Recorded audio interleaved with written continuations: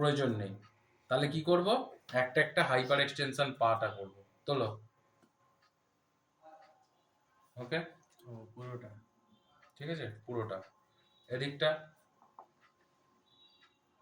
একসাথে নিশ্চয়ই পারবে না, পেশেন্ট আলাদা আলাদা করে করবে। যেমন 1 থেকে 10 ওগুলো সব এক, কারণ 6 সেকেন্ড না হলে মাসল আমাদের চেঞ্জ হয় না। স্ট্রেংথেনিং হচ্ছে স্যার লোয়ার ব্যাকে, একদম লোয়ারটা। আমি বললাম না, যদি স্যাক্রাম L5 L4 এই এরিয়াগুলোতে হয়, আর যদি একটু উপরে L1 L1 এইসব হয়, তাহলে সার্ভাইকালে জেনারেলি হয় না। আর সেক্ষেত্রে সার্ভাইকালে যেটা হয় সেটা হচ্ছে স্পন্ডাইলোসিস বলি, অ্যাকচুয়াল সেটাও বডিটাকে তুলতে হবে। কোনটা সার্ভাইকালের ক্ষেত্রে? এই যে এই এই এই না না লাম্বারে L1 L2 যদি হয়, থোরাসিকে হবে না, থোরাসিকে রিপ কেস থাকে, হবে না। L1 L2 হলে তখন আমি এটাকেও তোলাবো, মাথাটা তোলো, মাথাটাও তোলাবো প্লাস পায়েরটাও করাবো, দুটোই করাবো। এটা হচ্ছে লাম্বারের কি? লাম্বার এবার সোজা হয়ে যাও। প্লাস এদের কি হয়, কোর মাসেলটা উইকনেস থাকে, কোর মাসেলের উইকনেস ডেভেলপ করে, তো সেই কারণে আমাকে কোর স্ট্রেনথেনিংও করাতে হবে। ওর কি কোনো বালিশ টাইস কিছু দিতে হবে না? কিচ্ছু করাতে হবে না। কোর স্ট্রেনথেনিং কি করাবো, পাটাকে ভাঁজ করো, ওটা ভাঁজ করো, তোলো, আরে অত না, 90 ডিগ্রি, এই হোল্ড 1 থেকে 10 বার। দেখো কোর উইক আছে, ধরে রাখতে পারছে না, না ধরে রেখে আর একটু নামাও, এই 1 থেকে 10 গুণে 10 বার। বেশি স্ট্রং হলে আবার এটা কোনটার ক্ষেত্রে আর বলুন? এটা ওই একই, এটা দেখুন পেটটা দেখুন কি টাইট হচ্ছে, দেখছো তো, নামিয়ে দাও। একই লোয়ার স্পাইন। ওর আমাকে কি করতে হবে, চারদিকের মাসেলকে স্ট্রেংথ বাড়াতে হবে। একটা পেছনের দিক হলো, একটা সামনের দিক হলো, ঠিক আছে। এবার কি আছে, হিপের যদি এখানে একটা প্রবলেম, হিপের যদি দুম করে এটা তুলি না, তাহলে পিছন থেকে টান পড়বে। এইভাবে যদি তুলতে থাকি তাহলে পিছন থেকে টান পড়বে এবং আমার কাজ হবে। হিপেরটা এইভাবে করার দরকার নেই, যদি হয় পাটা ভাঁজ করো।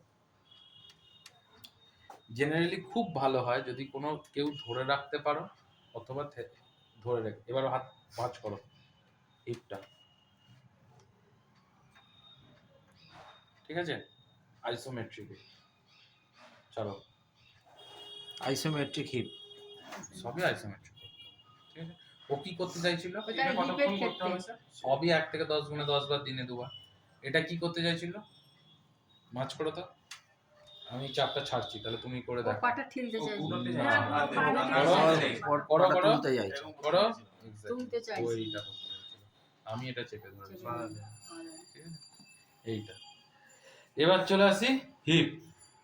হিপের জেনারেলি হিপের কি, হিপেরও আমার চারদিকের করতে হবে, এখানেও কিন্তু আমাকে কোর মাসেল স্ট্রেংথেনিং করাতে হবে, কিন্তু কোর স্ট্রেংথেনিংটা এই পা তুলে, পাটা ভাঁজ করো, এই পা তুলে যদি আমি কোর স্ট্রেংথেনিং করাই তাহলে কিন্তু হিপের লোড পড়বে। নামাও, কোর স্ট্রেংথেনিং করবে কি, মাথাটা তুলে পাটা দেখো, মাথাটা তুলে পা দেখবে, এটা তো দেখো টাইট হচ্ছে, কোর স্ট্রেংথেনিং। নামাও, এটা হিপে, এটা হিপ জয়েন্টের, হিপ জয়েন্টে হলে আমার কোরটা যখন স্ট্রেংথ, মাথাটা তুলে পা দেখতে হবে, পাটা দেখবে, ঠিক আছে। আর কি করবে, স্যার এটাই ক্রাঞ্চ বলে। ক্রাঞ্চ অনেকটা এরকমই, কিন্তু জিনিসটা আলাদা, ওটা সুস্থ শরীরে।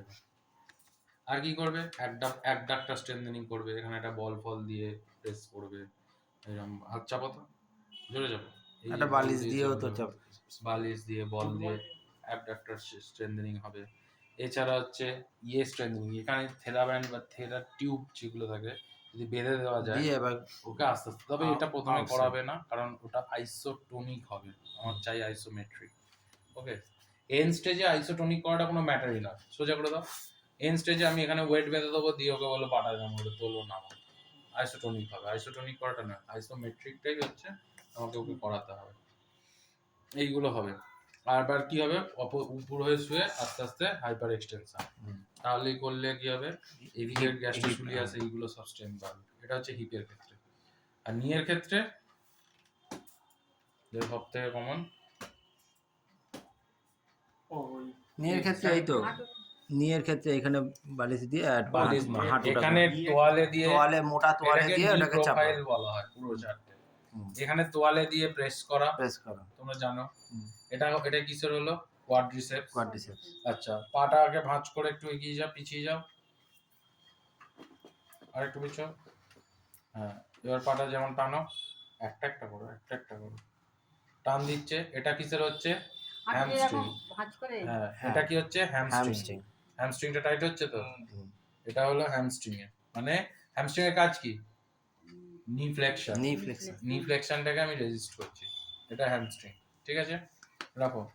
খাটের একটা কিছু এখানে পাদানি বা ওই পাদানি নয়, মানে খাটের ওই যে গার্ড একটা কিছু হ্যাঁ। থাকে, হুম। ওইখানে পাটাকে রাউন্ড করে জোরে আটকে দিয়ে ঠেলবে, তাহলে কিসের হবে? গ্যাস্ট্রোসোলিয়াস। গ্যাস্ট্রোসোলিয়াস।